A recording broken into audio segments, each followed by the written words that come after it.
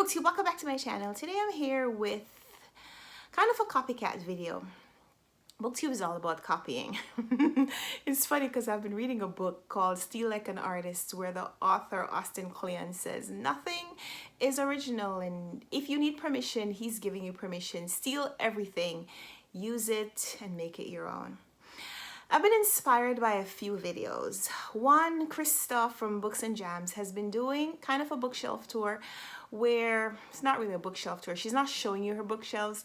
She's taking books off her shelves and doing a book spotlight, talking about her books in groups. So she started off her spotlight with doing big books. The books that she started with were over 600 pages. And I liked it. Then she came back and did a second video, which was her books that were 500 to 600 pages. And in those two videos, she talked about not including all the books that are in that category, but more focusing on some of the books that she wanted to talk about.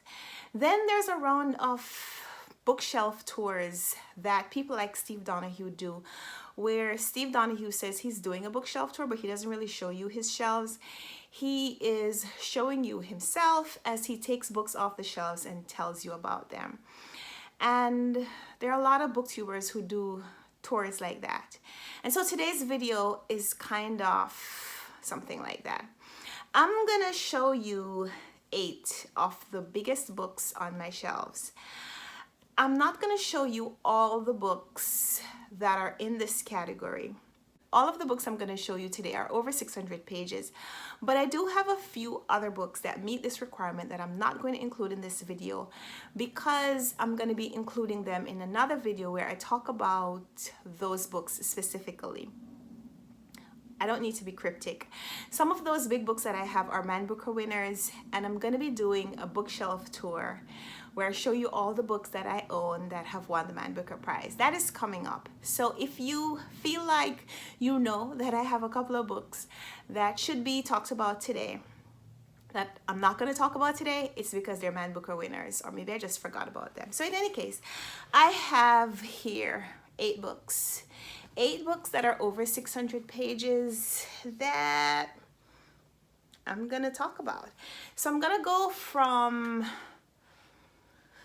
Should I go from smallest to biggest? None of these are small, but I'm going to go from least number of pages to the most pages.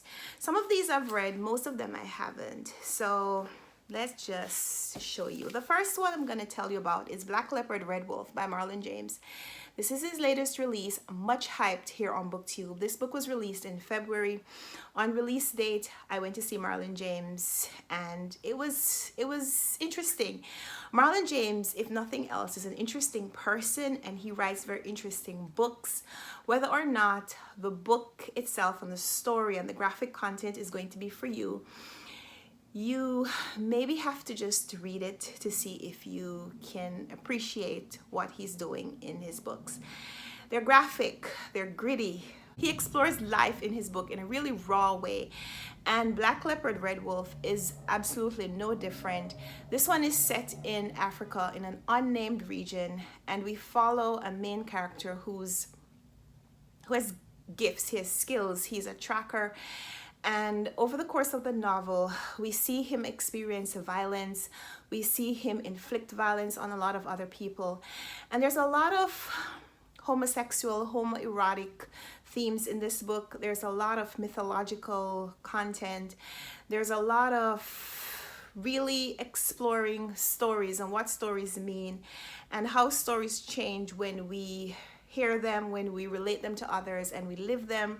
There's a lot of mythological content in this book that is meant to offer commentary on real themes that exist in real life. So even though the book is fantasy, it is a gritty exposition of Marlon James's perspective, and I promised to do a review of this book. I still haven't because I just feel like I don't know all the words to explain it. One of these days I'm gonna come back to it. I might need to reread it so I can share some things, but I can't recommend this book because I think everyone has to see their limit. You have to explore your own limits for yourself. So I'm not gonna tell you to pick up this book. pick it up at your own will, check it out at your own will, or maybe buy the book to support the author.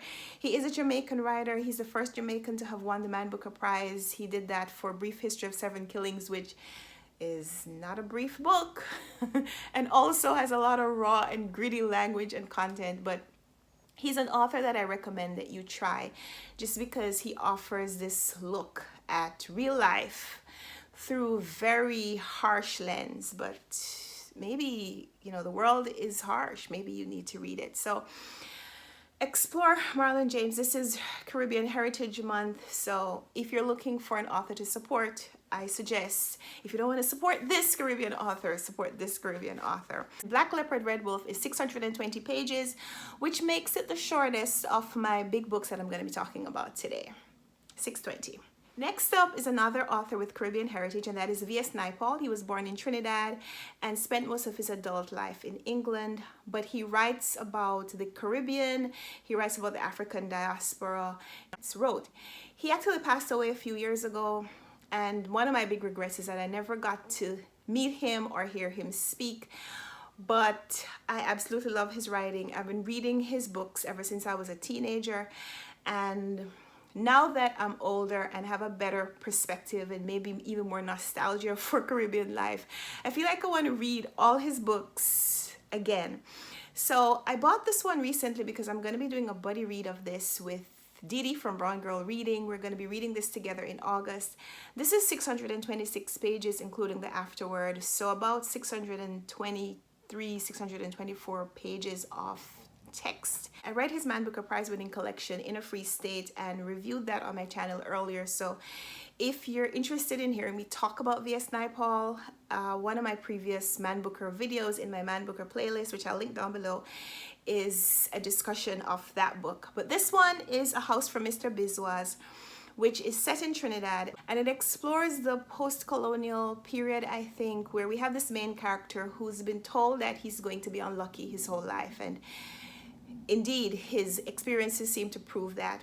But he sets out to try to prove it wrong. He tries to find a place for him to belong, and this main character is supposed to reflect the changing regime in Trinidad and what it's like for citizens of this newly independent country to find their own footing and become their own people. V.S. Naipaul is also a Nobel Prize winning author. I recommend his books just because he explores such a breadth of life, a breadth of experiences in his writing. And I think no matter where you're from, you can find something in his novels to relate to. So this didn't start off being a recommendation video, but I recommend that everyone check out V.S. Naipaul. All his books are not this huge. In fact, In a Free State, his Booker Prize winning collection, is just over 200 pages, and that includes 5 stories, 5 narratives, a novella, and 4 other shorter supporting pieces. So the length of his publications range from novella length to tomes. But yeah, check out Mr. V.S. Naipaul, Sir V.S. Naipaul. Nobel Prize winning author, Booker Prize winning author, Caribbean author. A lot of boxes get checked when you read from this author. Next up is the 3rd book in J.G. Farrell's Empire trilogy, that is the Singapore Grip. He wrote 3 books that explore the reach of the British Empire in Ireland, in India, and Singapore. The first of those books I read and reviewed here on the channel, that was Troubles, which won the Lost Man Booker Prize. So I posted a video review of that one recently. The second book is The Siege of Krishnapur, which is the one that's set in India and has to do with the Indian uprising in 1857. Also won the Man Booker Prize. So I'm going to be reviewing that one. That video is coming pretty soon because I've already read and made my video. I just need to edit and upload it, but it has to be uploaded in sequence. And then this one, the 3rd book, it didn't win the prize, so I don't have it on my TBR yet, but I will be reading it at some point because I want to read the whole trilogy. This one is 680 pages, and I recommend Farrell's writing because he offers a really comical, sometimes even sardonic look at real life, real experiences, real history, but offering this commentary from a place removed enough that you might be able to just appreciate the characters and the allegory that he's writing through these characters' experiences, but really commenting on the history, really showing maybe a slightly different perspective of what the history of the times. Synopsis says that this one is set in Singapore right before the Japanese invasion during World War II. And that's a time period that I read about recently from another book that I read earlier this year. So this is one that I'm looking forward to reading. I've read 2 books this year already that are set in Singapore, so it'll be good to add a third.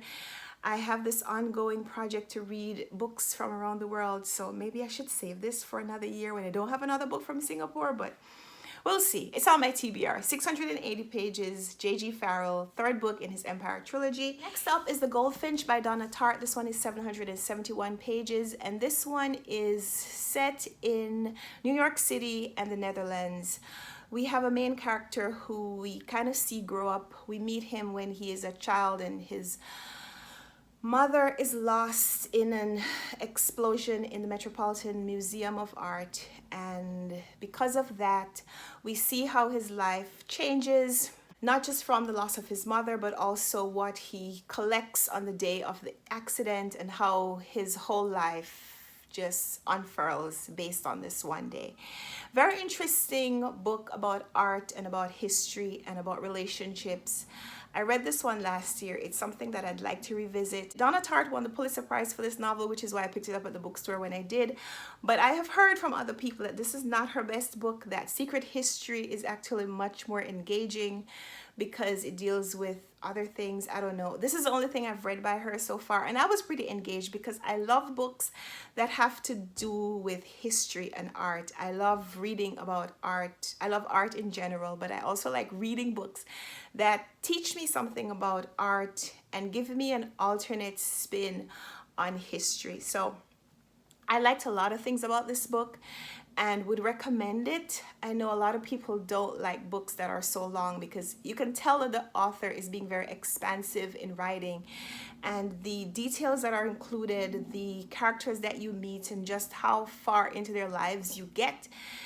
It's something that can only happen with big books. But this one was so enjoyable that I didn't mind. I definitely want to read more from her. I do want to read The Secret History. I don't own a copy, but someday I'll get my hands on one, whether purchasing it or getting it from the library, and read more from this author. But for now, I will recommend The Goldfinch because apparently I'm recommending all of these books. But The Goldfinch by Donna Tartt, I own this one. I've read it, so that's good. Of the next 4 books, I've only read one of them, and this is not it, but this is A Little Life by Hanya Yanagihara. I hope that's how you pronounce his name, but it's this word. Everybody knows this book. This is a big book on BookTube. It's not just big in terms of its size, but it's a big book in terms of its popularity. This is a Blame It on BookTube buy because this book was not really on my radar before I joined BookTube, whether as a content creator or a viewer. I would see this book in the bookstore, but I never thought that it was something that I'd be interested in because, well, at the time I also wasn't following the Man Booker Prize. This is a Man Booker Prize winning finalist. It says it right there on the top. But this is a Blame It on BookTube purchase because so many people that I follow and who have read other books that I enjoy and also enjoyed them. I won't say that we have exactly the same reading taste, but we've liked some of the same books and they've raved about this book. And so I wanted to try it. So when I saw it in the bookstore, I picked it up, and I don't know what it's about. I really don't. And this is one of those books that I feel like I don't want to know what the synopsis is. I'm just going to read it sometime. I'm sure if you watch my videos, then I'm probably not the only booktuber that you watch. And so you probably know what this book is about. So I feel like I don't need to give you the synopsis because you probably already know what it's about, but I don't. I just know I want to read it. This copy has 816 pages, including the acknowledgements. So I'm not sure when I'll get to this one, but I do want to read it pretty soon just because it comes so highly recommended. And I feel like this is a book that if I've read it, I can have even more bookish conversations with you guys. So expect this to turn up on my TBR one of these months, maybe sometime during the summer. Next up is Anna Karenina by Leo Tolstoy. Yes, I have a copy of Anna Karenina. This is 817 pages, which means it's just one page longer than A Little Life, even though it looks so much bigger. But this does have more pages because it has notes and explanations in the back. And I'm not counting those because while sometimes I flip through notes, sometimes I forget that they're there and I just read the book as it is. So I'm saying that this is 817 pages. So why do I include the page count for acknowledgements but not the page count for notes?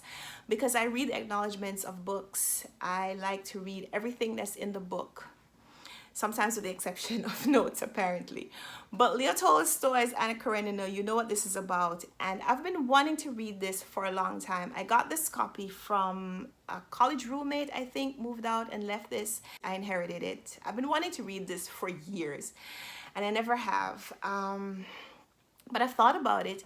As a matter of fact, when I read The Elegance of the Hedgehog by Muriel Barbary, the main character in that book, talks a lot about this book. So I've been wanting to read this since I read that, but I haven't yet because 817 pages, you kind of want to make sure that you're ready to undergo this as a project. But I'm going to read it sometime.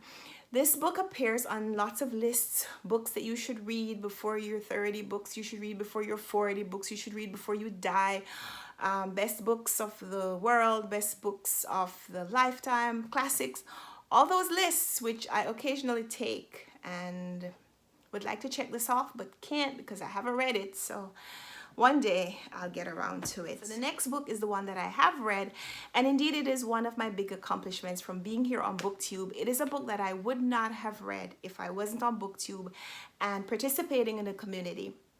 I've been on BookTube now for almost 3 years. As a matter of fact, I think the end of this week is going to be 3 years since I posted my BookTube newbie video. So I'm going to make a video celebrating my BookTube anniversary. But if I wasn't here on BookTube, I wouldn't have read The Decameron by Giovanni Boccaccio. This is a book that Adam from Memento Mori had a read-along for a couple of years ago, and I participated. And it took a really long time to go through the stories. There are 100 stories in this book. I did an artistic representation of the stories in this book by creating storyboards, which I'll link those videos. They're terrible drawings, but they were my way of illustrating what I was reading, what I was getting from this book. So I'll link those videos down below because I have a playlist created for them. And I absolutely loved reading this book. I loved the comparison between what we were reading in this period and what we expect books to include now. So we had a lot of what we would consider to be very anti-feminist and misogynistic statements and attitudes, a lot of prejudicial perspectives. But this collection was written in the 1300s, so it really represented the reality of the times. The book is about 10 young people from Florence who decide to escape their hometown and go take up residence in a countryside dwelling because they want to escape the plague that is currently killing off a lot of the people in their town. And while they're there, they tell each other stories, and every day each person tells a story surrounding a theme. And so the book is a collection of each day's stories. And I mean, I thought it was fascinating, the stories that each person told and how we got to know each one. Based on the stories that they told, we got to see their prejudices and their perspectives. And we also got to see how they related to other people in their group. A lot of people complained about the representation, but for me, representation is not something that affects my enjoyment as much. This is a book that I thoroughly enjoyed. So click my playlist in the description box where I shared my experience of reading The Decameron by Giovanni Boccaccio.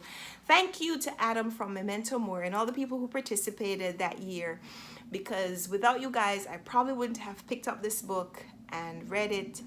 It was not on my radar. I didn't take English literature in college, and so I didn't even know too much about the Decameron until BookTube and Adam, and my life has been changed. And if I didn't mention before, this one is 860 pages.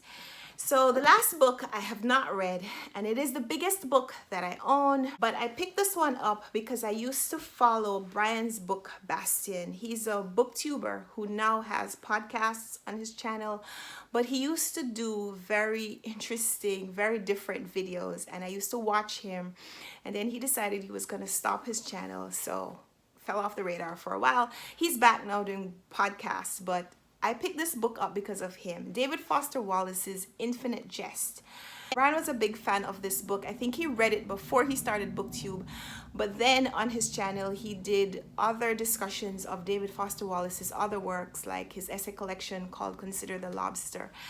And his passion for this book made me want to pick it up. So when I saw it in the bookstore, even though I wasn't sure when or if I would ever read the book, I decided I was going to take it home. And so it's been sitting on my shelves for maybe a year or so now. The total page count is 1,079, but that includes notes and errata. So the narrative stops on page 981. 981 pages is a lot of pages to read if you're not sure whether or not you like this author's writing. So while I own this book, I feel like I should explore his essay collection just to get a feel of how David Foster Wallace writes before I commit myself to reading 978 pages. I mean, this is going to take me a while to read. It is a novel. It says it is a national bestseller. The New York Times has a blurb on the front cover which says uproarious. Infinite Jest shows off Wallace as one of the big talents of his generation, a writer of virtuosic talents who can seemingly do anything. And this one has a foreword by Dave Eggers, who is another author who I've collected a few of his books. I haven't read them yet. So, David Foster Wallace, Infinite Jest. Biggest book that I own. Have not read it, haven't cracked the spine. I think it has something to do with addiction, but I don't know up to what capacity. I don't know how deeply we get immersed into that life and if I want to spend all this time immersed in that world, but I own this book and someday I will try it out. So those are 8 books that are on my shelves that are over 600 pages. The next time I do a video like this, I will come back with books that are between 500 and 600 pages. I think I have a lot more books that are in that category, so I may need to split that up into multiple videos. I don't know yet. So when I start exploring, when I start counting, I'll see how many I have and whether I can realistically talk about them in one video or I need to do multiples. But I enjoyed talking about these books. I enjoyed picking these books up, even if they were really heavy, which is why I don't have them in my hands anymore. But give me a thumbs up if you like this video, subscribe if you want to see more. Let's talk in the comments. Let me know if you've read any of these books and how difficult it is for you to commit to a big book. Do you feel like you could commit to a big book without knowing anything about the author? Or if you had to read a big book, would you seek out something smaller that that author has published just to kind of get a feel for their writing? So let's talk in the comments. I'd love to hear from you. And thanks for watching this video. Until next time, happy reading. Bye.